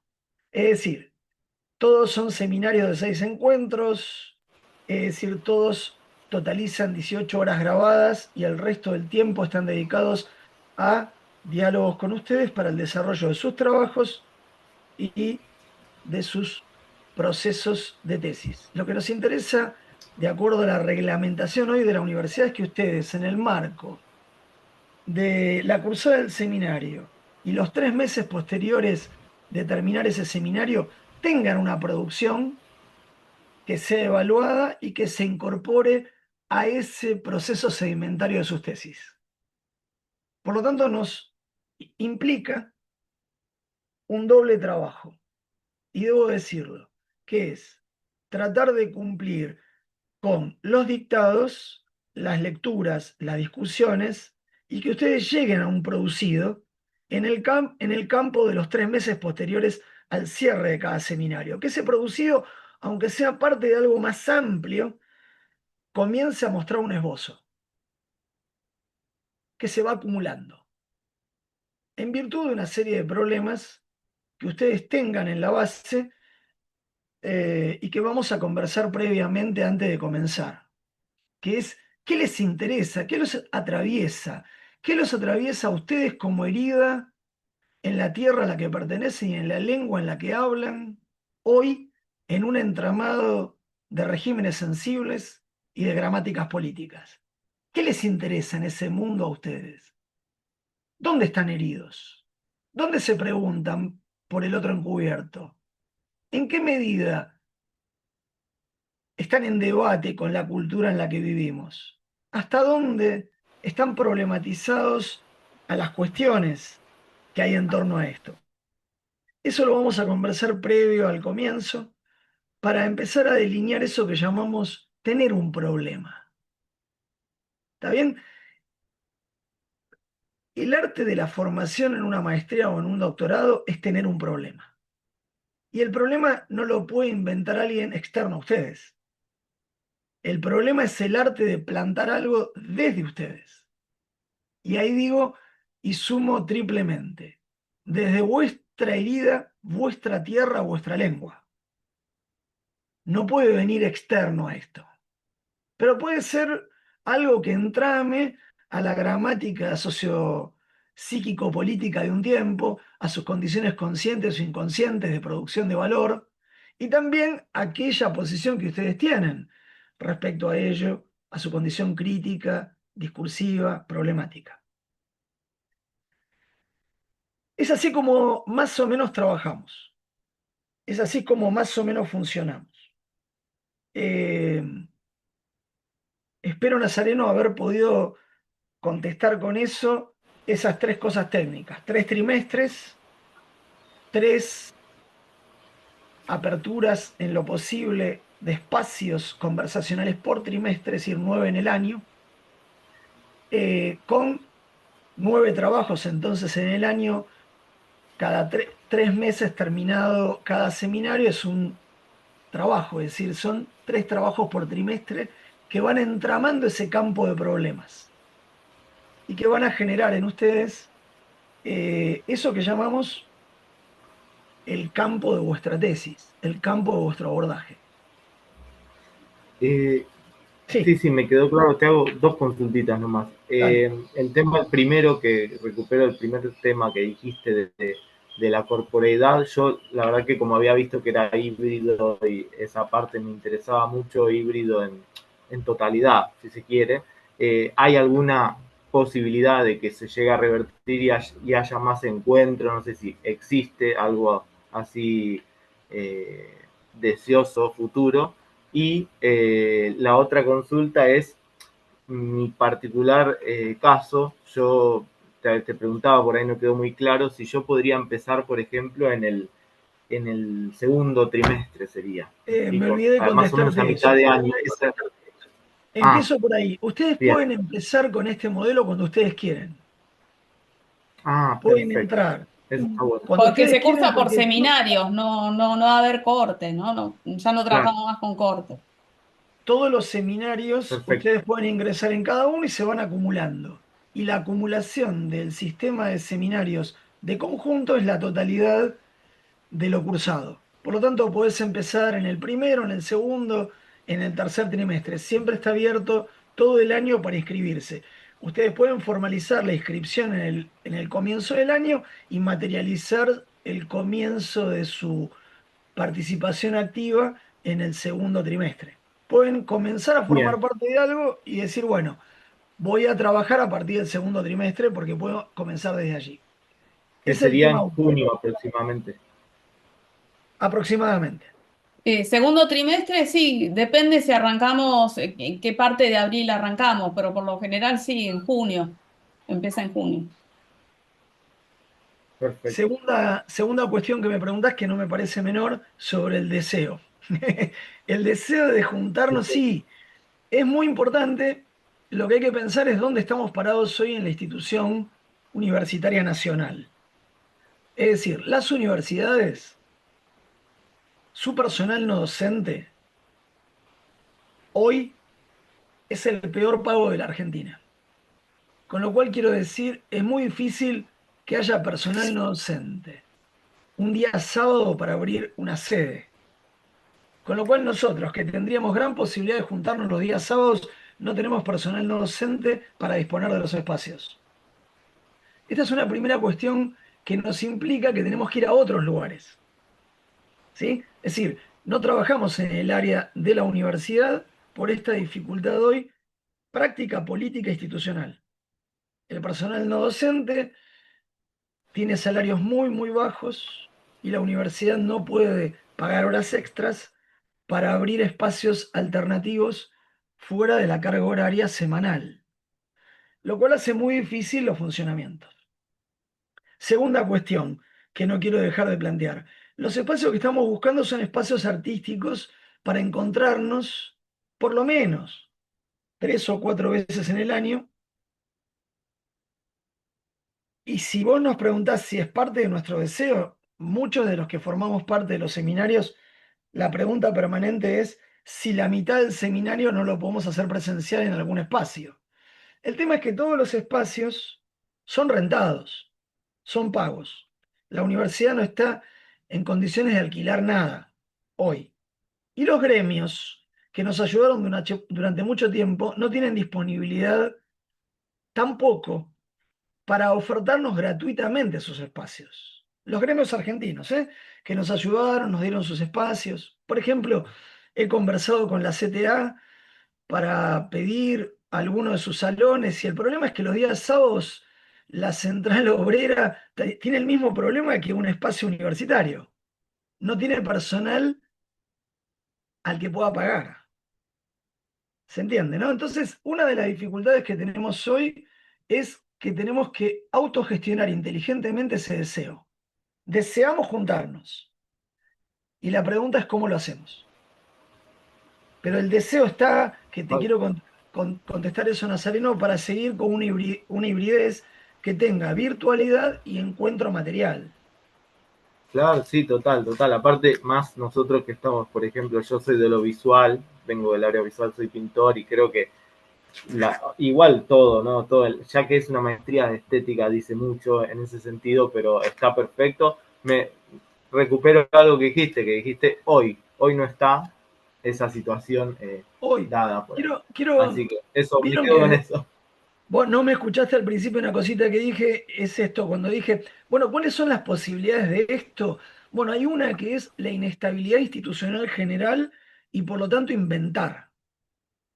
Entonces, una de las condiciones centrales es que toda la universidad pública tiene que inventar, como universidad pública. Y una de las condiciones de Ah, bueno. invención es uno de los temas que tenemos con Gisela para llevar adelante el espacio, es conseguir posibilidades de encuentro. Está dentro de nuestra agenda y lo que quiero decirles es que tal como el presupuesto nacional está trazado, el año que viene las condiciones de toda universidad nacional argentina van a ser peores. Quiero ser realista, ¿sí? El presupuesto nacional no va a mover ni salarios ni va a librar los fondos que diputados y senadores le otorgaron por ley a la universidad pública. Es decir, la universidad no lo recibe estos fondos.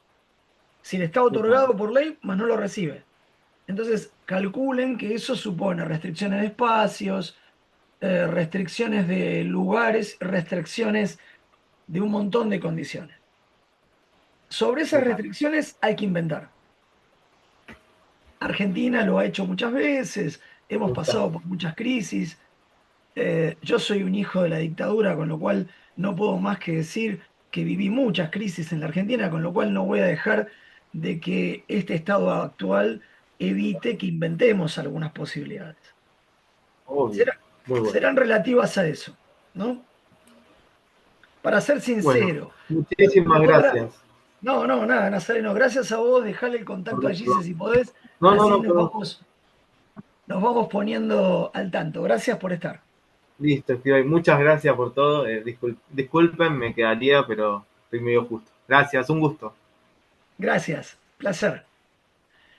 Bueno, ¿hay alguna pregunta de los compañeras, compañeros que nos escucharon, que estuvieron aquí? Eva, Flavio, Ale, Marta, Diego, Viviana. ¿Hay alguna pregunta que ustedes quieran saldar? Yo les hice un historial. ¿Vieron esta narración? Tiene que ver, es como el historial. ¿Vieron cuando un presidente asume un cargo y tiene que contar qué recibe y hacia dónde va? Bueno, esto es lo que quise contarles. No como presidente, claramente, sino dónde estamos y cuál No es sé la si es un buen ejemplo, trazabilidad. pero Sí, Flavio. no sé si es un buen ejemplo lo del presidente o presidenta, lo que sea, pero bueno, se entendió, se entendió. Sí, pongo ese ejemplo porque vieron que durante mucho tiempo los presidentes, presidentas tenían una tarea. La tarea era informarle al Senado y a los diputados de la Nación, igual que a la Nación entera, qué recibían y hacia dónde iban. Esto es lo que la historia argentina demandaba a un presidente. Hemos visto todas las performances declarativas de todo orden. Hablar 5 horas o hablar 40 minutos de espalda al Senado. Hemos visto todo, con lo cual ya Argentina, al usar la palabra presidente, tiene que usar también la palabra sátira. No puede separarla de esta palabra, que es un género literario y político que hoy ha tomado las gramáticas del poder, ¿no? Es decir, nuestros presidentes se han vuelto satíricos y por lo tanto, en vez de cumplir con lo que la Constitución les demanda, lo que cumplen son con sus deseos. Es decir, trazan sus deseos, lo que mejor les convenga performativo declarativamente. Pero yo lo que quise contarles en estos deseos es una historia de cómo esto se armó, cómo estuvo construido, qué personas nos acompañaron, cómo se constituyó, cómo lo armamos, cómo se desplegó, cuáles son los problemas. Quería no ser abstracto, quería ponerles lo más claramente posible en escena en esta conversación la situación. Lo único que hoy no puedo asegurarles es la pregunta que Nazareno nos dejó. ¿Podemos consolidar la hibridez material con más relación interpersonal? Lo deseamos. Tenemos que ver un poquito eso. La segunda que queda planteado aquí, tampoco sabemos, porque ustedes saben que todos los posgrados en Argentina tienen que autofinanciarse hoy más que nunca, y por lo tanto tienen que ver con una cobertura de un valor cuota. Hemos negociado las condiciones de pago, todo lo que pudimos en 3 dimensiones. La primera, todos los que pertenecen a la Universidad Nacional de Avellaneda, como profesores o investigadores, tienen un 50% pleno de descuento sobre matrícula y cuotas. Todos aquellos que tienen convenio entre instituciones con la Universidad Nacional de Avellaneda tienen entre un 20% de descuento a un 30%, 20, Adri. 20, un 20 ahora de descuento entre matrícula y cuotas. Todos aquellos que de alguna manera tengan igual estos descuentos, a cada uno de las matrices de pago de estos seminarios, nosotros hemos pedido a la escuela de posgrado un mínimo de 6 cuotas, a su vez, conversable cada año en virtud de la cantidad de inscritos que haya. ¿Está bien? Es decir, hay un tipo de beca por convenio, beca por pertenencia y una serie de cuotas de acuerdo a la cantidad de inscriptos que logramos año a año. ¿Sí? No les puedo decir ningún valor numérico porque no existen hoy los valores numéricos de lo que va a valer cada seminario. Lo que sí existe es la idea de que esto sigue en pie. El 50% para los pertenecientes a la universidad, el 20% para los que tengan convenio y la voluntad de sostener cuotas si nosotros logramos armar una comunidad. Y cuando digo armar una comunidad, también es un pedido de invitación a ustedes, de ayudarnos a tener más compañeros, compañeras, ahí te doy la palabra, Diego, compañeros, compañeras, dentro de este espacio de trabajo, para que de alguna manera podamos a su vez acceder a ese plafón de poder trabajar en cuotas. Si a nosotros nos interesa que lo que ustedes tengan que pagar se pueda materializar en cuotas. ¿Sí? Bueno, eso es un poquitito lo que puedo decir en términos económicos, que no es un área no la fijo yo, no me compete directamente, le compete un secretario administrativo de una institución que, como todas las instituciones nacionales, está pivotando en el abismo, y ese secretario administrativo es el que define cuáles son las lógicas. Lo que no se mueven son los convenios, lo que sí se mueven son las condiciones de los valores de lo que vale cada seminario cada año.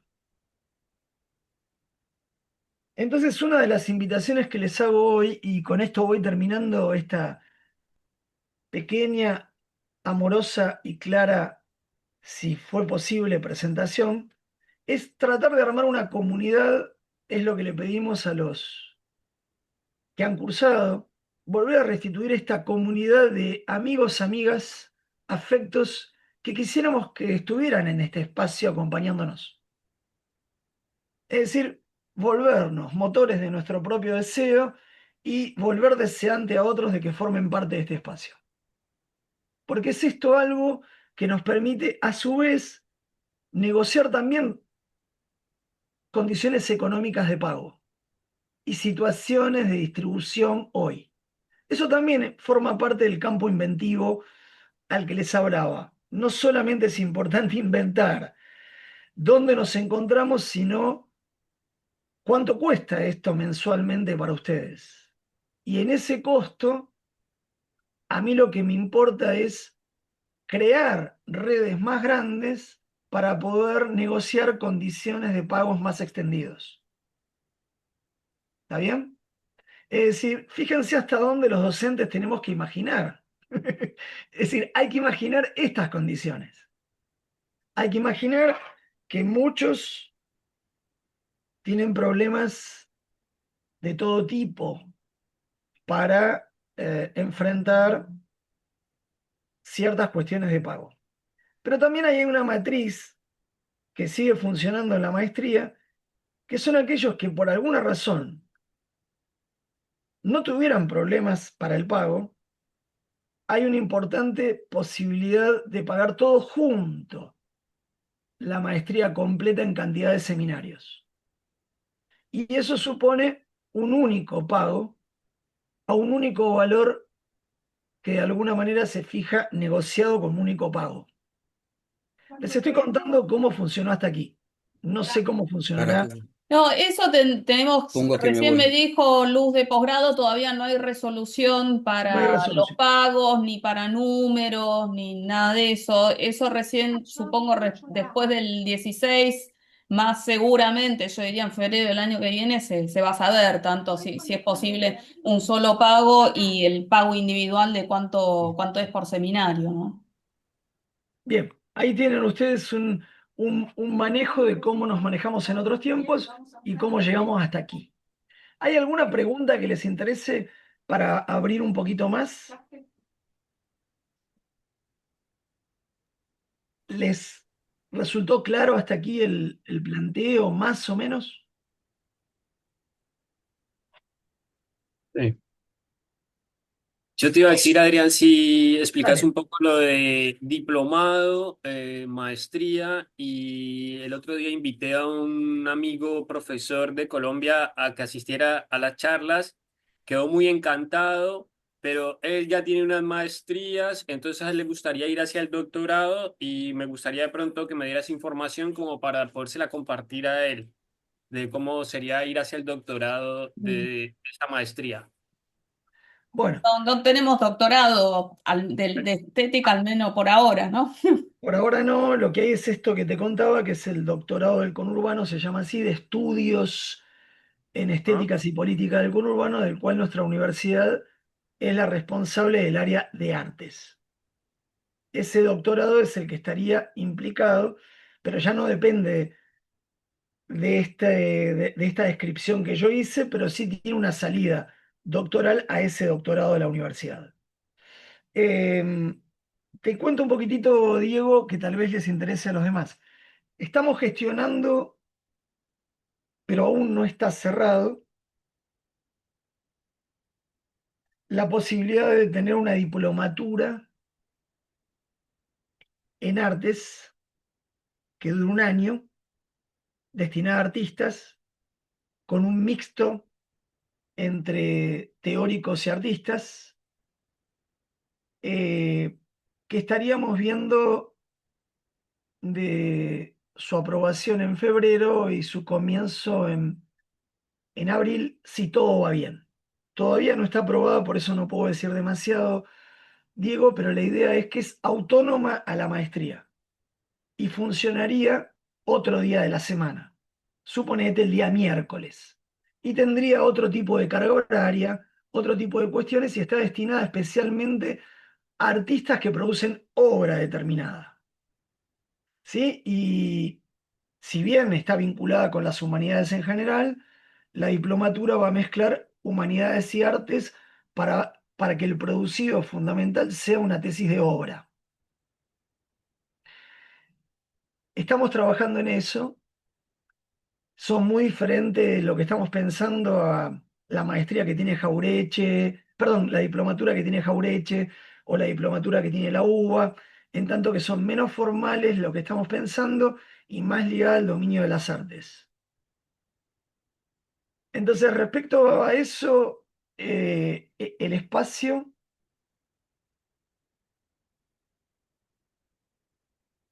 entonces, la diplomatura les contaré en febrero. Fin de febrero tendré algo más claro.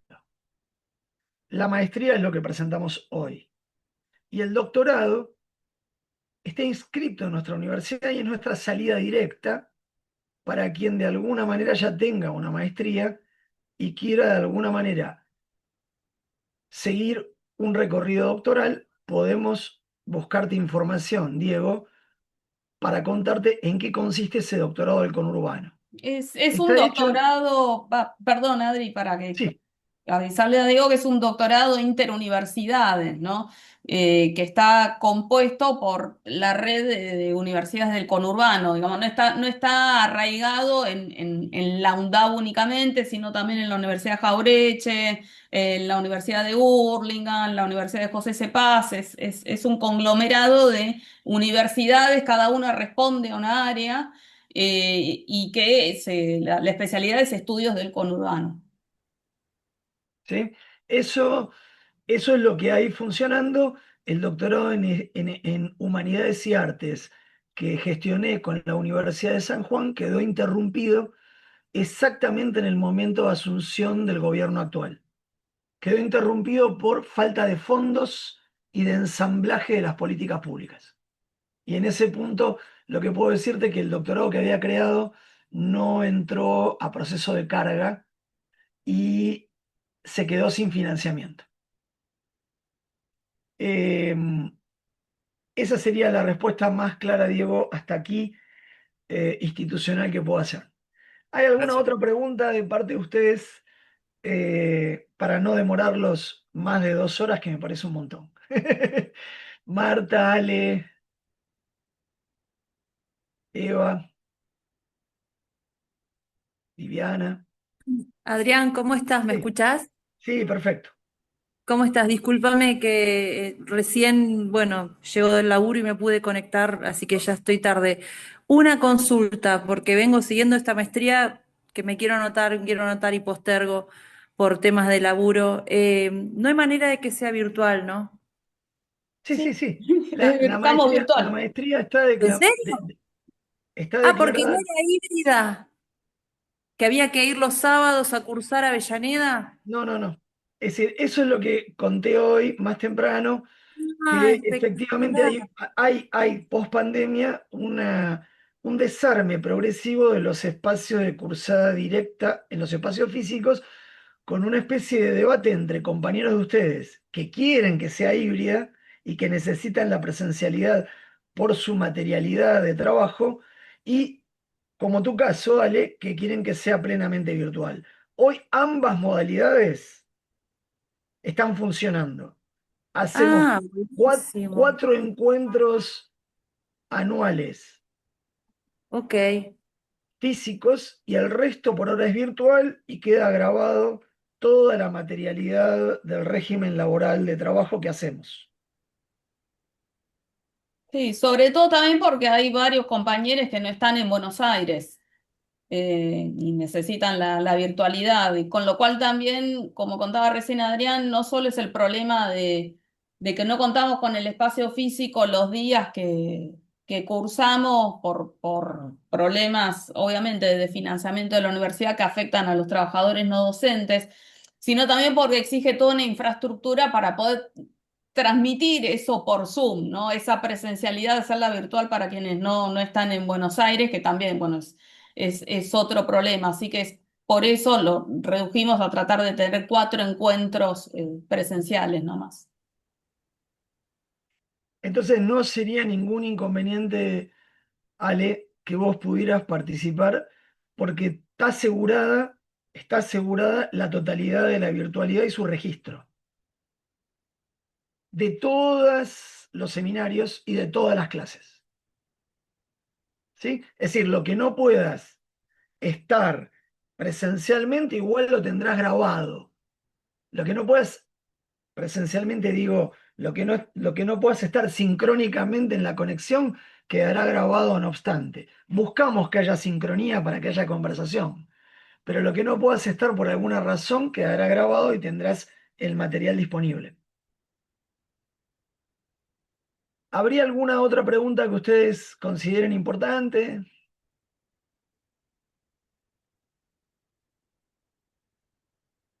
¿Algún interés? Dale. Ah, perdón. Sí, una cosa muy, muy práctica. El lugar donde se cursaría la presencialidad en esos 3 o 4 encuentros, ¿dónde sería?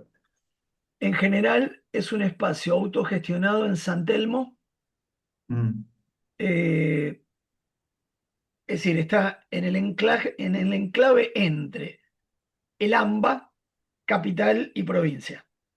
bien, Es en San Telmo y básicamente es un espacio cultural destinado a hacer acciones donde interrogamos procesos de artistas en el que va a haber artistas consagrados en su producción que nos van a contar sus procesos de obra, sus problemas, las situaciones por donde se atraviesan, y eso en general sucede pocas veces al año, un día sábado, en un horario convenido, muy, muy, muy, muy previsto con anterioridad, fuera de cualquier horario laboral.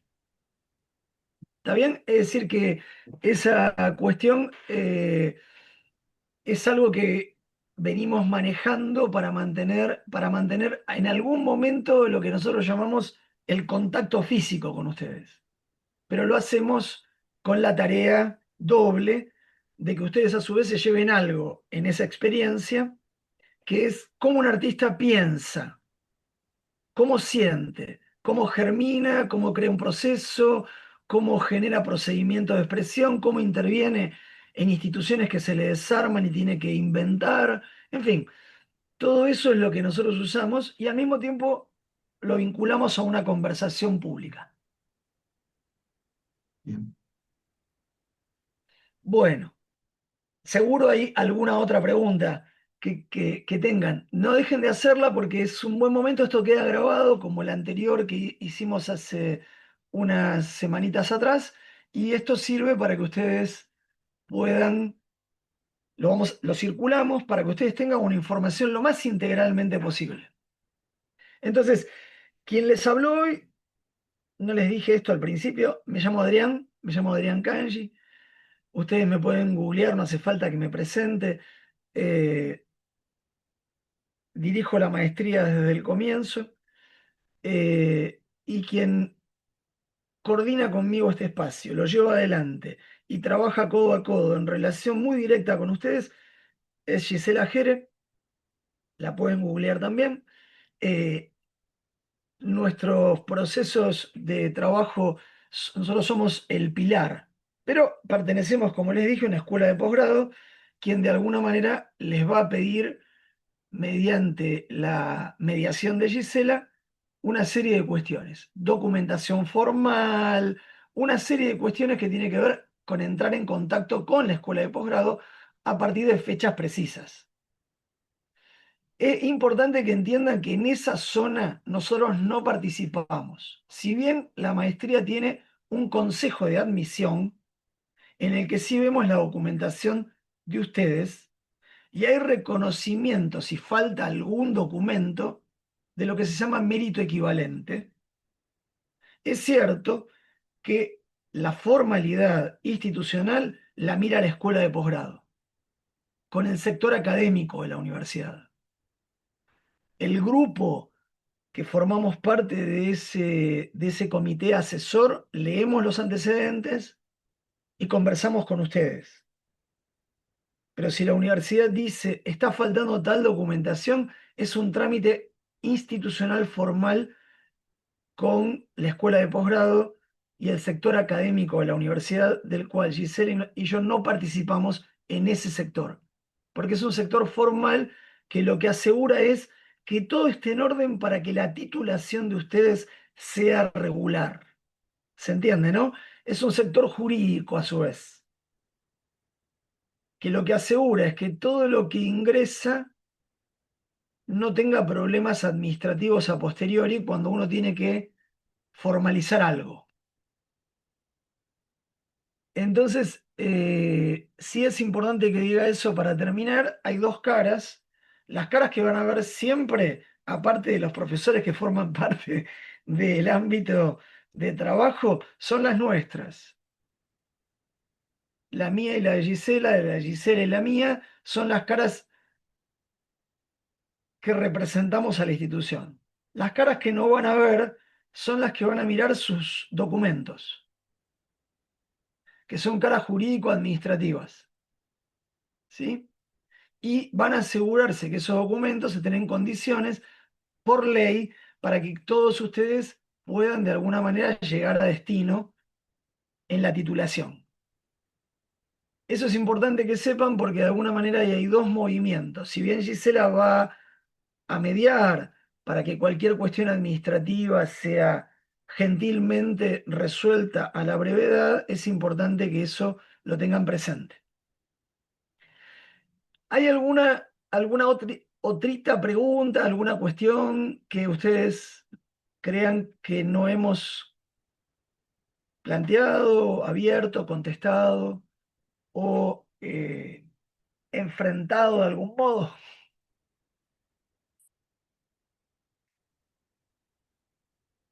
La que quieran, ¿eh? Hasta acá, digo, lo que nos interesa de estos espacios es darles esto: certeza y seguridad en la afectividad y percepción de la existencia de ustedes. Esto es clave. De que acá hay un trayecto hecho y cumplido con consistencia y resultados. Esto es clave. Y que estamos en un momento determinado de movimientos que ustedes los viven en su vida diaria, de cambios de normativa de todo orden, de la cual la institución universitaria es una de las más afectadas en el país. Con lo cual es importante entender que eso hay que ser flexible ante lo que pudiera suceder en los próximos meses. Eso también fue claro. Pero vamos a estar dispuestos a inventar todo lo que se pueda dentro de lo que se pueda. Eso era lo que yo quería plantearles para Gisela y para mí. Esto forma parte de un proyecto vital, de un proyecto deseante y de un proyecto energético. Nosotros creamos y llevamos adelante estos procesos porque creemos en la educación pública. Y quería contarles al final de que esta maestría nació gratuita por 2 años y funcionó gratuita en los primeros 2 años, que fue un campo experimental de la Argentina que consideró, desde mi punto de vista como intelectual argentino, que evidentemente las tareas de la formación superior no deben ser pagas. Pero históricamente esa batalla, quienes creímos eso, la perdimos siempre. Hoy la maestría y los doctorados de toda Argentina no solamente son pagos, sino que tienen que ser autofinanciados, porque las universidades ya no tienen ni cooperadoras para poder financiar con restos sus tradiciones de posgrado. Es decir, cuando un país cambia de reglas, lo primero que cae son los posgrados. ¿Se entiende, no? Entonces hay algo importante a entender aquí, ¿no? Que los posgrados son rentados y por eso es muy importante crear la red comunitaria que lo sostenga, de asociaciones, afectividades, grupos, amistades, asociaciones. Fíjense que nosotros difundimos este posgrado por redes sociales hace varios años. Nos escriben 20, 17, 18 personas. Y la única pregunta que importa es cuánto cuesta. Y esa no es una pregunta que nosotros podemos responder porque no es la que nos compete. La que nos compete centralmente es qué ofrecemos, cuál es el cobijo, qué queremos construir, qué deseamos fabricar y qué podemos fabricar en las condiciones que hay. Esa es la pregunta real que podemos contestar. La otra se mueve muy ajena a nuestras posibilidades. ¿Se entendió cuando dije la universidad de alguna manera tiene un secretario administrativo centralizado que se llama secretario de finanzas hoy, como en el Banco Central, y maneja un sector financiero? Ese sector financiero es el que decide cuánto cuesta, cuándo se paga, cuándo se eroga, cómo. ¿Está bien? Porque eso es lo que tiene que ver con la estructura de financiamiento actual pública de las universidades nacionales. No solamente en la Universidad Nacional de Avellaneda, en todas las universidades de Argentina sucede esto.